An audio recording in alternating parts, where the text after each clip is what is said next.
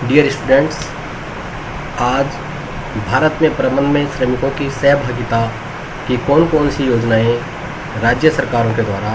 केंद्र सरकार के द्वारा एवं दोनों के संयुक्त रूप से प्रारंभ की गई, इस विषय पर अपन सब लोग आज अध्ययन करेंगे। अपन ने पिछले दिनों में अध्ययन किया था कि प्रबंध में श्रमिकों की सहभागिता को तात्पर्य श्रमिकों को एवं सेवा नियोजकों के मध्य में जो महत्वपूर्ण बिंदु है उन पर सह निर्णय के साथ में आगे बढ़ने की योजनाएं से है। अर्थात जो भी ऐसे बिंदु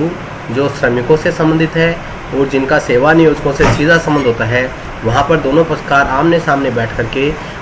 उनको श्रमिकों के प्रतिनिधियों को निर्णय में सहभागिता देना मूल रूप से उसको अपन ने प्रबंध में श्रमिकों की सहभागिता माना था। अगर अपन इसकी योजनाओं के दृष्टिकोण से अगर अपन देखें तो स्वतंत्रता प्राप्ति के पश्चात हमारे देश में 1947 में, 1948 में, उसके बाद में 1975 में, 1958 में, फिर 1993 में, अर्थात समय समय पर इसकी विभिन्न प्रकार की योजनाएं हमारे देश में लागू होती रही। भारत में प्रबंध में श्रमिकों की सहभागिता का जो प्रारंभ है मुख्यतः सरकार के द्वारा किया गया। इसमें निजी क्षेत्र के द्वारा कोई भी इनिशिएशन प्रारंभ में नहीं लिया गया। 1957 के औद्योगिक संधि प्रस्ताव में श्रमिकों के कौशल तथा उत्पादकता में सुधार लाने के उद्देश्य से औद्योगिक प्रतिष्ठानों में इकाई उत्पादन समितियों के गठन पर जोर दिया गया। अर्थात 1947 में जो लेबर है उनकी स्किल और उनकी प्रोडक्टिविटी को इम्प्रूव करने के लिए जो इंडस्ट्रियल ऑर्गेनाइजेशंस हैं उनमें उत्पादन समितियों का गठन किया गया ताकि श्रमिकों के कौशल और उनकी उत्पादकता में वृद्धि हो।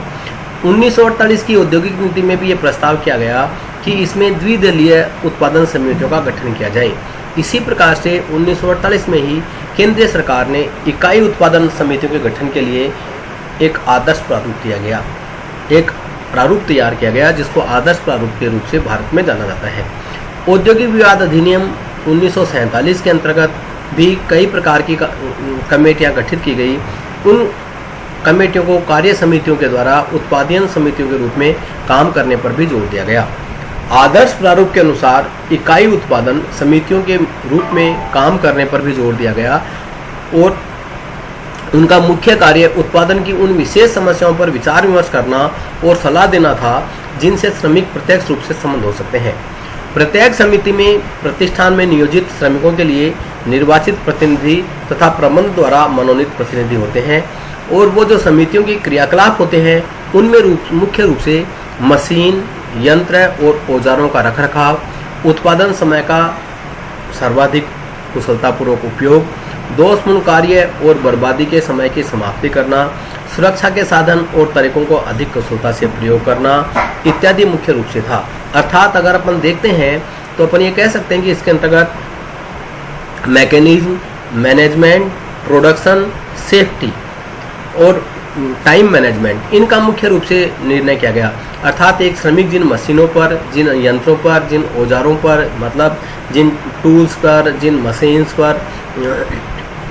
जिन इक्विपमेंट्स को वो काम लेता है उनका मेंटेनेंस प्रॉपर हो, जो उसका प्रोडक्शन का टाइम है उसका मैक्सिमम यूटिलाइजेशन हो, उसका जो टाइम वेस्टेज होता है, उसकी जो बर्बादी होती है उसका समापन हो और लेबर की जो सुरक्षा है, उसके जो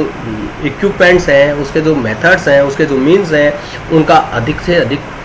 अच्छे से अच्छे उपयोग किया जाए, इस बात पर बल दिया गया। इसी प्रकार से इसमें यह भी किया गया कि किस प्रकार की योजना बनाई जाए, किस प्रकार से उसका विकास किया जाए, किस प्रकार से उत्पादन के व्यापक कार्य को पूर्णतः प्रबंध कार्य और श्रम संघों के मध्य में जो होने वाले कार्य हैं उनको किस प्रकार से इस समिति के दायरे से बाहर रखा जाए। व्यवहार में हम कह सकते हैं कि ये जो ऊपर बनाई गई जो योजनाएं थी इनको प्रैक्टिकल में कोई भी ज़्यादा सफलता नहीं मिली, किंतु जो प्रबंध में श्रमिकों की सहभागिता का ये जो विचार था इसको कई मंचों पर, कई श्रम संगठनों द्वारा, कई सरकारों द्वारा, कई देशों द्वारा इनको वैचारिक रूप से सहमति मिली और परिणाम ये हुआ कि समय समय पर विभिन्न देशों में श्रम प्रबंध सहयोग को प्रोत्साहित करने के लिए सरकार के द्वारा कदम उठाए जाने लगे। इसके पश्चात अपन देखते हैं कि सन 1958 में हमारे देश में संयुक्त प्रबंध परिषदों की योजना अपनाई गई। संयुक्त प्रबंध परिषदों का तात्पर्य है कि जिसमें जॉइंट काउंसिल्स हो, अर्थात जिसमें लेबर्स और मैनेजमेंट दोनों की काउंसिल, दोनों के पार्टिसिपेटिव्स हो और उनका एक जॉइंट एफर्ट्स हो। इसी प्रकार से 1975 में कर्मशाला परिषदों तथा संयुक्त परिषदों की नई योजनाएं लागू की गई। जो 1958 में जो जॉइंट काउंसिल्स बनाई गई थी उनमें फिर अमेंडमेंट किया गया, उनमें फिर संशोधन किया गया और 1975 में कर्मशाला परिषद वर्कशॉप, जिसको अपन जो 1975 में कर्मशाला परिषद और जॉइंट जो काउंसिल थी, इनके लिए फिर एक नई प्लानिंग सरकार के द्वारा लागू की गई। 1977 में सार्वजनिक क्षेत्र के जो वाणिज्यिक एवं सेवा संगठन के लिए एक अलग से श्रम प्रबंध सहयोगी संस्थाओं की स्थापना की गई। इसी प्रकार से 1977 में ही संविधान में संशोधन कर राज्य नीति के निर्देशक सिद्धांतों के अंतर्गत अनुच्छेद 43 से को जोड़कर उपयुक्त विधान बनाकर या अन्य कारगर तरीके से उद्योग में लगे उद्यमों, स्थापना तथा अन्य संगठनों में प्रबंध में के संबंध में एक समिति गठित की गई और इस समिति की सिफारिशों पर 1980 में तत्कालीन श्रम मंत्री रविंद्र वर्मा की अध्यक्षता में एक समिति का गठन किया गया और इस समिति के गठन की सिफारिशों के आधार पर 1980 में एक श्रम मंत्रियों के सम्मेलन को आयोजित करने का विचार किया गया। इस सम्मेलन के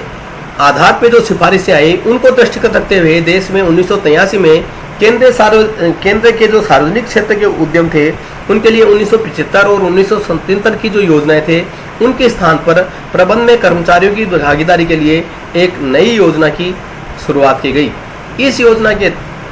इसके अलावा देश में सरकारी सेवाओं तथा कुछ निजी प्रतिष्ठानों में संयुक्त परिषदों की अलग से व्यवस्था की गई। भारत में अगर हम देखें तो प्रबंध में श्रमिकों की सहभागिता की संस्थाओं के लिए हम इसको निम्न प्रकार की श्रेणी में बांट सकते हैं।